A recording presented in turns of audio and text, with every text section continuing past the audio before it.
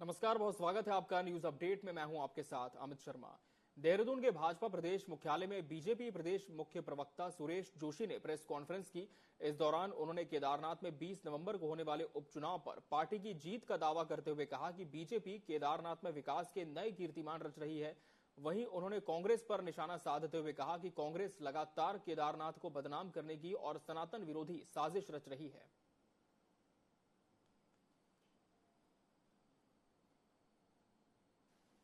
केदारनाथ विधानसभा को विकसित किया और 2014 से पहले जिन स्थितियों में परिस्थितियों में उस विधानसभा को और उस क्षेत्र को छोड़ा गया था, वो सब आप लोगों ने देखा है।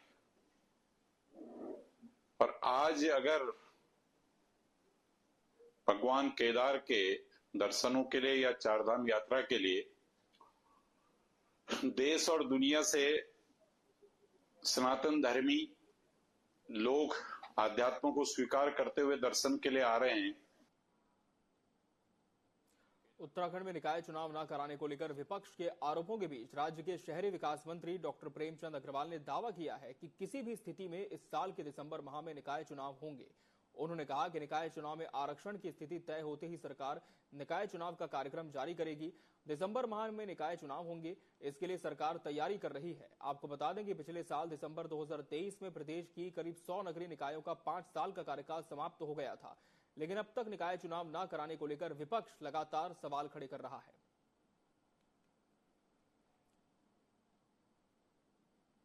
मानना है कि जो निकाय चुनाव है उससे पहले सिर्फ एक स्टेप पीछे हम लोग, वो है आरक्षण। आरक्षण का निर्धारण जैसे ही होगा और उसके तुरंत बाद हम कार्यक्रम जारी करेंगे और कार्यक्रम जारी होते ही चुनाव कराएंगे। केदारनाथ विधानसभा उपचुनाव के लिए आगामी 20 नवंबर को मतदान होना है। भाजपा के प्रदेश अध्यक्ष महेंद्र भट्ट ने कहा है कि इस बार भाजपा प्रत्याशी भारी मतों से जीत दर्ज करेंगे। उन्होंने कांग्रेस पर कटाक्ष करते हुए कहा कि कांग्रेस केवल भ्रम फैलाने का काम कर रही है।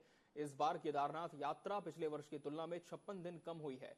इसके बावजूद भारी संख्या में तीर्थ यात्री यहां पर दर्शन के लिए पहुंचे हैं। महेंद्र भट्ट ने कहा कि कांग्रेस के सभी सवालों का मुख्यमंत्री पुष्कर सिंह धामी ने जवाब दे दिया है।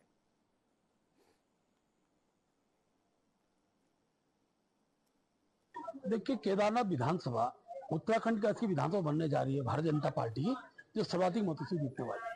और जिस प्रकार मातृ शक्ति का जो ज्वार आसानी के साथ दिखाई दे रहा है, जिस प्रकार का समर्थन दिखाई दे रहा है मुख्यमंत्री की 3 सभाओं से, इसका जवाब भी कांग्रेस के लोगों को मिल चुका है। देखिए,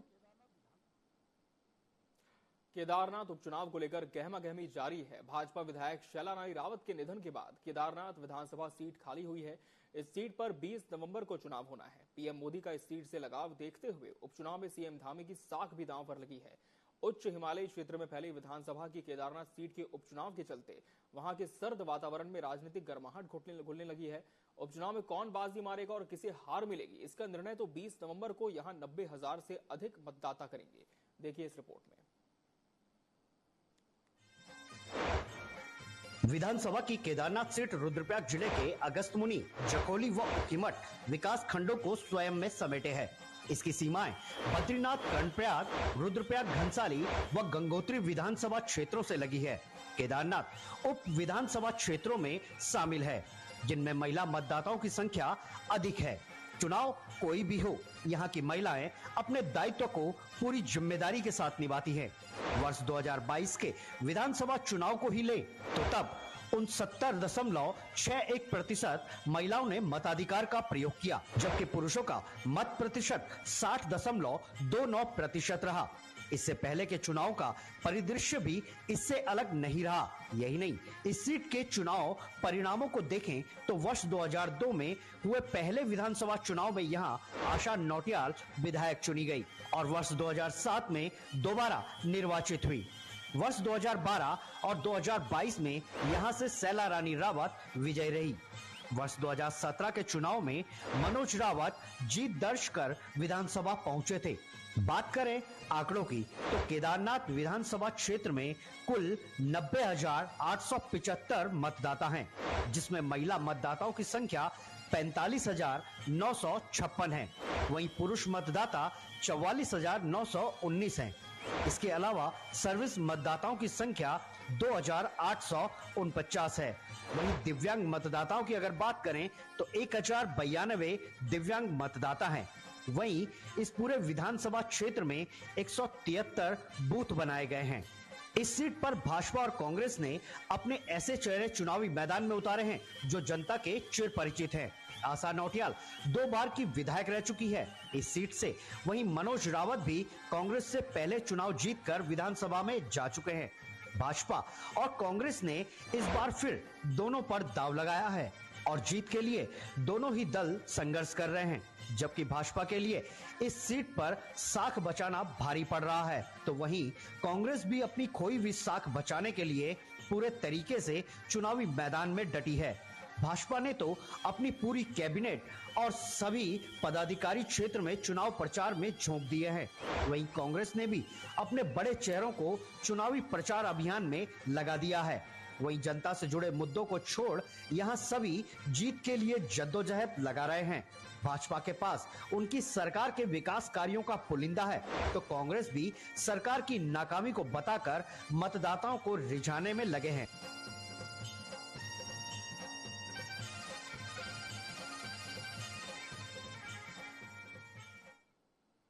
बढ़ते खबरों में आगे, उत्तराखंड कांग्रेस की देहरादून महानगर इकाई में सोमवार को नगर निगम ने कूच किया। महानगर अध्यक्ष जसविंदर सिंह गोगी के अगुवाई में सैकड़ों कार्यकर्ताओं ने कांग्रेस मुख्यालय से नगर निगम तक मलिन बस्तियों के नियमितीकरण, राज्य में निकाय चुनावों में देरी और निगम में भ्रष्टाचार को लेकर प्रदर्शन किया। इस दौरान कांग्रेस के नेताओं और कार्यकर्ताओं ने टीवी 24 से खास बातचीत की। उत्तराखंड कांग्रेस की महानगर इकाई आज नगर निगम का घेराव करने जा रही है। पूरे देहरादून से जो कार्यकर्ता है वो कांग्रेस भवन में जुट गए हैं। आप देख सकते हैं मेरे पीछे कांग्रेस के महामंत्री हैं, महानगर अध्यक्ष हैं और भी कई नेता हैं। तो सीधा इनसे जानेंगे क्या जोशी जी, क्या आज घेराव किस मामले को लेकर? देखिए, आज महानगर कांग्रेस के नेतृत्व में हम नगर निगम का घेराव करने जा रहे हैं। तमाम ऐसे मुद्दे हैं जिससे जनता आज त्रस्त हो चुकी है। देहरादून के अंदर विकास नहीं हो पा रहा है। विकास के नाम पे लोगों को दर दर भटकना पड़ रहा है। जो कर्मचारी है उनकी तनख्वाह नहीं मिल पा रही है और रोज वो स्ट्राइक कर रहे हैं, जिसका खामियाजा देहरादून की जनता को भुगतना पड़ रहा है। स्मार्ट सिटी के नाम पे पूरे देहरादून को खोद के रख दिया गया। डेवलपमेंट कहीं पे नहीं हुआ है। करोड़ों रुपए इन्होंने बंदरबाट करी है, लेकिन विकास नहीं हो पाया। कूड़े के ढेर लगे पड़े हैं, सफाई व्यवस्था नहीं हुई है। जो नए 40 वार्ड इसमें जुड़े थे, इन्होंने कहा था कि 10 साल तक हम इसमें टैक्स नहीं लेंगे, लेकिन इन्होंने टैक्स लेना शुरू कर दिया। जो बस्तियां उनका मालिकाना हक की बात करी थी, अब उसमें भी अध्यादेश लाने की ये बात कर रहे हैं। तमाम ऐसे मुद्दे हैं। इसको लेकर आज हम देहरादून में महानगर कांग्रेस कमेटी के नेतृत्व में हम जिला मुख्यालय से होते हुए हम नगर निगम का घेराव करेंगे। ये एक चेतावनी है नगर निगम के अधिकारियों को और जो प्रशासक हैं कि आप समय रहते पे मान जाइए और जनता की समस्याओं को प्राथमिकता के साथ हल कर दीजिए। नहीं तो कांग्रेस का एक एक कार्यकर्ता पूरे वार्ड में जा रहे हैं। हम लोग जनसंवाद से जन समर्थन कार्यक्रम के तहत पूरे शहर के अंदर जा रहे हैं और लोगों की समस्याएं भी सुन रहे हैं। हम ये सारी बातें आज नगर निगम का घेराव करके रखेंगे। निश्चित तौर से लोगों को समस्याओं का समाधान होना चाहिए। और भी लोग हैं महानगर, ये पार्षद हैं, इतना टाइम हो गया, चुनाव हो नहीं पा रहा है, आप लोग काम नहीं कर पा रहे। देखिए, हम लोग जो काम हमारे बस का है और जो लोग हम करा सकते हैं काम, वो हम करा रहे हैं। अब ये चुनाव की प्रक्रिया जो है ये नगर निगम के और प्रशासन के हाथ में है। प्रशासन अगर हमें ये कह दे कि कल नगर निगम के चुनाव हों तो हम कल के लिए भी तैयार हैं। हमारी तरफ से कोई दिक्कत नहीं। हमारे लिए क्षेत्र के लोग क्या, शहर के लोग, पूरे नगर निगम के लोग चुनाव के लिए बिल्कुल तैयार बैठे हैं और कांग्रेस को भारी बहुमत से जो है विजयी बनाएंगे। कांग्रेस का मेयर भी बनेगा, कांग्रेस के पार्षद भी सब जीत के आएंगे ज्यादा से ज्यादा। महानगर कांग्रेस के जो अध्यक्ष हैं जसविंदर सिंह गोगी, वो भी यहाँ है क्योंकि उनकी अगुवाई में पूरा कार्यक्रम हो रहा है। गोगी भाई आज घेराव कर रहे हैं, तो क्या देखिए, भाजपा की कथनी और करनी में जमीन आसमान का फर्क है। जो ये करते हैं उसका उल्टा ही काम करते हैं। नगर निगम प्रशासन सो रखा है।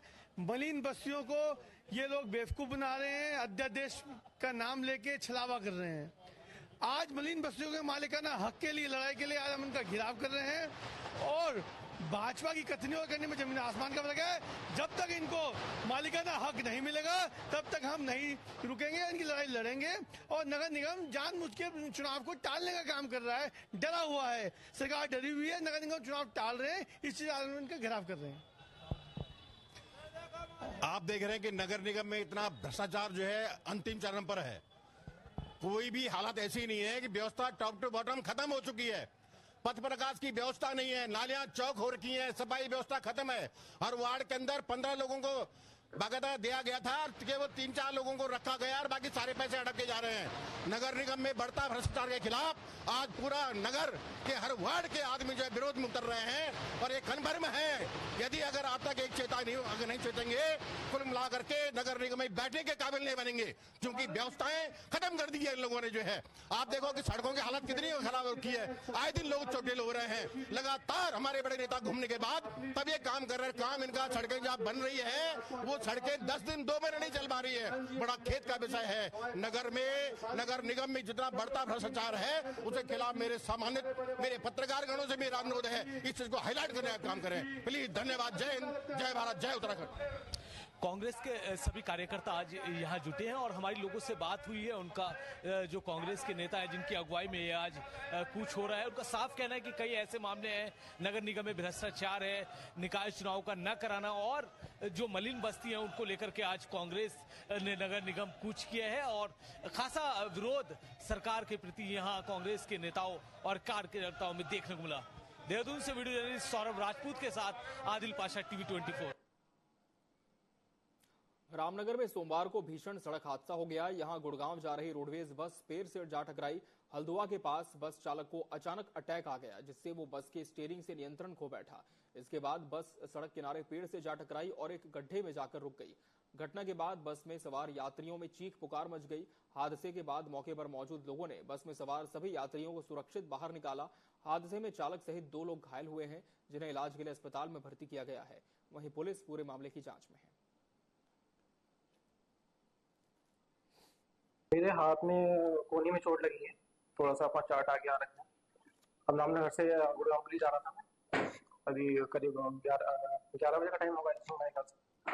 तो रास्ते में काशी को पहुंचने वाली थी गाड़ी जैसे काशी को पहुंचने के लिए जा रही थी, तो साइड से बस नीचे गिरी थी और टायरों को तोड़े पड़ा और बस नीचे उतर गई पूरी गाड़ी। सर एक्सीडेंट हुआ है हल्द्वां के पास लगभग 11:30 बजे, लेकिन पेशेंट है लगभग 12 बजे यहाँ पहुंचे हैं पेशेंट।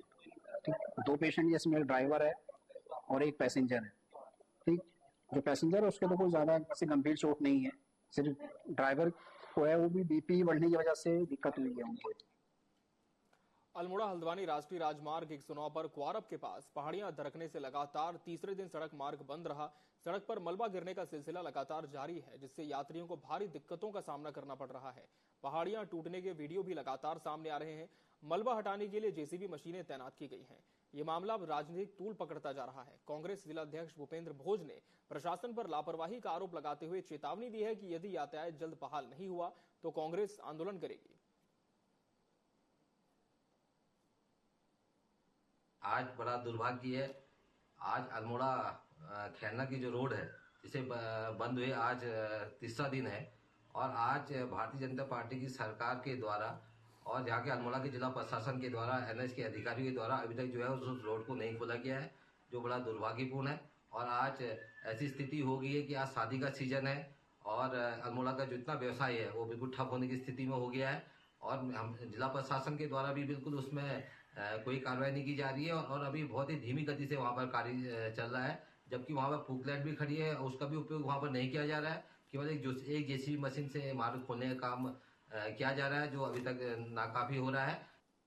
खबर उधम सिंह नगर से है, जहां पुलिस लगातार अवैध नशे के खिलाफ कार्रवाई कर रही है। इसी कड़ी में जशपुर पुलिस ने करीब 10 ग्राम स्मैक के साथ 6 तस्करों को गिरफ्तार किया। कोतवाल जगदीश झकरियाल ने बताया कि जशपुर क्षेत्र में लगातार स्मैक की शिकायत मिल रही है, इसलिए लगातार कार्रवाई कर आरोपियों की गिरफ्तारी जारी है। उन्होंने आगे बताया कि बीते दिनों एक टीचर को भी गिरफ्तार किया था जो अवैध कामों में संलिप्त था। अब उनके खिलाफ भी कार्रवाई की जाएगी।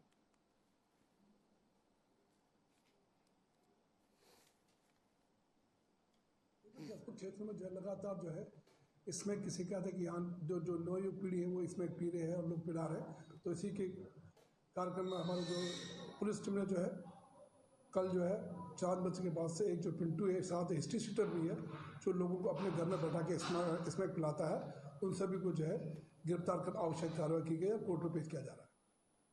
हल्द्वानी शहर के पौष इलाके में चल रहे देह व्यापार के धंधे का पुलिस ने रविवार को भांडाफोड़ किया है। छापेमारी में सरगना और दलाल समेत 5 लोगों को गिरफ्तार किया गया है। पुलिस ने आपत्तिजनक सामग्री भी बरामद की है। पुलिस के मुताबिक हीरानगर क्षेत्र में लंबे समय से देह व्यापार की सूचना मिल रही थी, जिस पर बीते रविवार को एंटी ह्यूमन ट्रैफिकिंग सेल की प्रभारी मंजू ज्याला टीम के साथ प्रगति मार्केट हीरानगर में स्थित एक आवासीय परिसर में छापा मारकर मामले का पर्दाफाश किया गया।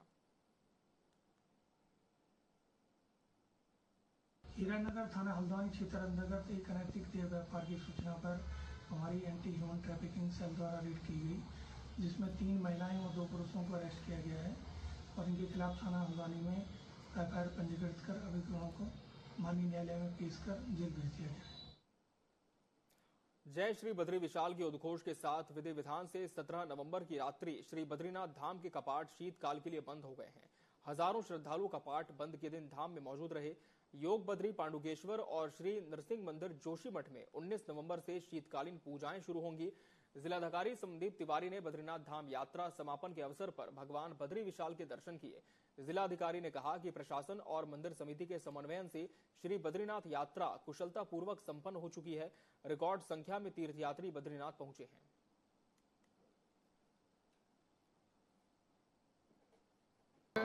बद्रीनाथ धाम के कपाट बंद होने के साथ ही जो 4 धाम यात्रा थी हमारी, उसका समापन हो रहा है और आप देख सकते हैं कि मौसम काफ़ी ठंडा भी है, लेकिन उसके बावजूद यहाँ पर जो श्रद्धालु तीर्थयात्री हैं उनके उत्साह में किसी प्रकार की कोई कमी नहीं दिखाई पड़ रही है। चमोली से खबर है, जहां लोग गोचर मेले की स्टार नाइट का जमकर लुत्फ उठा रहे हैं। मेले की चौथी सांस्कृतिक संध्या प्रीतम भरतवाण और लोक गायिका मीना राणा के नाम रही। देर रात तक लोग प्रीतम भरतवाण के गीत की धुन पर झूमते रहे। 7 दिनों तक चलने वाले गोचर मेले की स्टार नाइट में उत्तराखंड के जाने माने लोक कलाकार आ रहे हैं, जिन्हें सुनने और देखने के लिए लोगों में खासा उत्साह है। बड़ी संख्या में लोग सांस्कृतिक कार्यक्रमों का आनंद लेने के लिए पहुंच रहे हैं। वहीं पुलिस प्रशासन ने सुरक्षा व्यवस्था कड़ी कर दी है। सीसीटीवी कैमरे और ड्रोन कैमरे से नजर रखी जा रही है।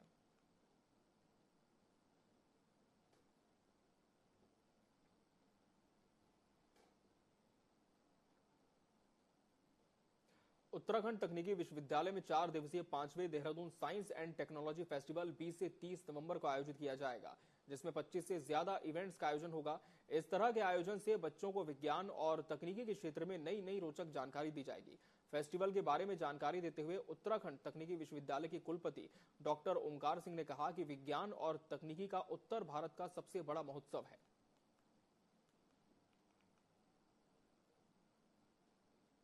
DISTF के अंदर जो हमारी स्पेशल कॉन्फ्रेंसेज हो रही हैं, इसमें ग्रीन टेक्नोलॉजी कॉन्क्लेव है, ग्रीन एनर्जी के ऊपर जिसका फोकस रहेगा। मेडिकल टेक्नोलॉजी कॉन्फ्रेंस है, जो कि हमारा मेडिसिन और टेक्नोलॉजी का जो इंटरफेस है उसके इंटीग्रेशन को लेते हुए जो भी रिसर्चेज हो रही हैं उसको प्रमोट करने की बात उसमें प्रस्तुतिकरण होगी उस संबंध में। फिर बायोटेक्नोलॉजी का एक कॉन्क्लेव है, जिसमें कि डिपार्टमेंट ऑफ बायोटेक्नोलॉजी के एक्सपर्ट्स आकर के बायोटेक्नोलॉजी के क्षेत्र में जो विकास हो रहे हैं उसके बारे में जानकारी देंगे। और भी जो हमारे इंजीनियरिंग और टेक्नोलॉजी की संस्थाएं हैं, वहाँ पर जो अध्ययनरत छात्र छात्राएं हैं उनको भी अपने शोध पत्र प्रस्तुत करने के मौके दिए जा रहे हैं। और ये 4 दिन तक चलने वाले जो पूरे आयोजन के अंदर जो छात्रों की प्रस्तुतिकरण है, उसके लिए सतत रूप से विश्वविद्यालय का भी प्रयास है और DISTF की जो ऑर्गेनाइजिंग कमेटी है उसका भी प्रयास है कि ज़्यादा से ज़्यादा छात्रों को अपने शोध पत्र लिखने और उसके प्रस्तुत करने का मौका मिले। रुद्रपुर से खबर है, जहां नेशनल गेम्स को लेकर ओलंपिक महासंघ की केंद्रीय GTCC टीम ने मनोज सरकार स्टेडियम का दौरा किया। कमेटी ने खेलों की तैयारियों का जायजा लिया। साइकिलिंग ट्रैक, मल्टीपर्पज हॉल के निर्माण और गुणवत्ता को लेकर कंपटीशन डायरेक्टर से टेक्निकल रिपोर्ट मांगी। बीते माह हुए स्टेट गेम्स के बारे में जाना। ओलंपिक संघ के महासचिव DK सिंह ने कहा कि रुद्रपुर पूरी तरह से राष्ट्रीय खेल के लिए तैयार है। वहीं कमेटी के अध्यक्ष सुनैना ने कहा कि राष्ट्रीय खेलों से प्रतिभाएं निखरेंगी। अपने जो DOCs है अलग अलग स्पोर्ट्स के वेन्यूज के, वो हमें एक्चुअली बताएंगे, अपनी रिपोर्ट देखी कि टेक्निकली सब सही चल रहा है, तो हम वो रिपोर्ट भी देखेंगे और अपना सारा कमेटी की जब मीटिंग करेंगे तो हम डिसाइड करेंगे कि कैसा है, क्या है, किस में कमी है, किस सही चल रहा है। मेनली तो अपना सही चल रहा है, उसमें कोई इशू है नहीं। बाकी हम देखते हैं, हमारी तरफ से तो जो देख लिया हमने, बाकी डीओसी से फिर से बात करके हमें फाइनल उनकी तरफ से बेसिकली जब हाँ मिलेगी तभी हम आगे बढ़ेंगे। नगर पालिका परिषद खटीमा में सफाई कर्मचारियों ने तालाबंदी कर दी है। कर्मचारियों का कहना है कि 1 साल से लगातार नगर पालिका प्रशासन को मांग पत्र दे रहे हैं, लेकिन उनकी कोई सुनवाई नहीं हो रही। वहीं उनका कहना है कि मांग पत्र पर संबंधित प्रशासन ने सुनवाई नहीं की तो हम आंदोलन करेंगे। इस मामले को लेकर उप जिलाधिकारी रविंद्र सिंह बिष्ट ने कहा कि नगर पालिका परिषद का विस्तारीकरण किए जाने के कारण नगर पालिका क्षेत्र बढ़ गया है। शासनादेश के अनुसार इसमें अभी अतिरिक्त सफाई कर्मचारियों की जरूरत है, जिसका हमने जिलाधिकारी को पत्र भेज दिया है। उनका अनुमोदन आते ही 48 नए कर्मचारियों की नियुक्ति की जाएगी। पिछले 1 साल से सफाई कर्मचारी अपनी समस्याओं को लेकर के मांग पत्र बराबर देते आ रहे हैं और पूरा आश्वासन पालिका प्रशासन द्वारा इनको दिया जाता रहा है। पिछले महीने भी इन्होंने मांग पत्र दिया, लेकिन आज तक किसी भी समस्या का समाधान पालिका प्रशासन के द्वारा नहीं किया गया। मजबूर होकर के आज सुबह से कर्मचारी पालिका गेट पे आए। उनकी मांग है कि पालिका के प्रशासक और अधिशासी अधिकारी आए और पहले हमारी बात को सुन लें, और यदि बात नहीं सुनी जाती है, हमारा समाधान नहीं होता है, तो सफाई कर्मचारी ने निर्णय लिया है कि हम अपनी मांगों के परिवेश में काम में हड़ताल करेंगे। अगर जो हमारा नया परिसीमन के हिसाब से जो नए क्षेत्र सम्मिलित हुए हैं तो उसका एरिया बढ़ गया है, तो उस एरिया के अनुरूप जो शासनादेश है उसमें कर्मचारियों की संख्या भी बढ़नी चाहिए, जो सफाई कर्मचारी है। तो अभी तक वो हो नहीं पाया। इसका अनुमोदन करने के लिए हम जिलाधिकारी महोदय को दिया गया है। जैसे ही वहाँ से अनुमोदन प्राप्त होगा तो हम 48 लोग सफाई कर्मचारी और बढ़ा देंगे। तो ये तालाबंदी जिन्होंने की उनको हमने समझा भी दिया कि तालाबंदी ना करें। जैसे ही वहाँ से अनुमोदन प्राप्त होता है तो हम 48 स्वच्छता और बढ़ा देंगे। अगर जो हमारे कश्मीर में आतंकवादियों से लोहा लेते हुए शहीद हुए हवलदार चंद्रिका प्रसाद की खटीमा के झनकैया में पुण्यतिथि मनाई गई। सीआरपीएफ जवानों, परिजनों और अन्य स्थानीय लोगों ने शहीद की फोटो पर श्रद्धा सुमन अर्पित किए। दरअसल जम्मू कश्मीर में आतंकवादियों से लोहा लेते समय जवान को गोली लग गई। इलाज के लिए उन्हें तत्काल अस्पताल ले जाया गया, जहां इलाज के दौरान उनकी मौत हो गई। देश की सुरक्षा और सम्मान के लिए जवान चंद्रिका प्रसाद ने अपने प्राणों की आहुति दे दी। चंद्रिका प्रसाद, शहीद चंद्रिका प्रसाद जी जो है 18/11/2018 में पुलवामा में पोस्टेड थे, जहां पर इनको आतंकवादी के साथ लड़ाई के दौरान शहीद हो गए, जिनकी आज पुण्यतिथि है, जो उनके गृह निवास झनकैया में मनाया जाए। न्यूज अपडेट में फिलहाल इतना ही। मुझे और मेरी पूरी टीम को दीजिए इजाजत। नमस्कार।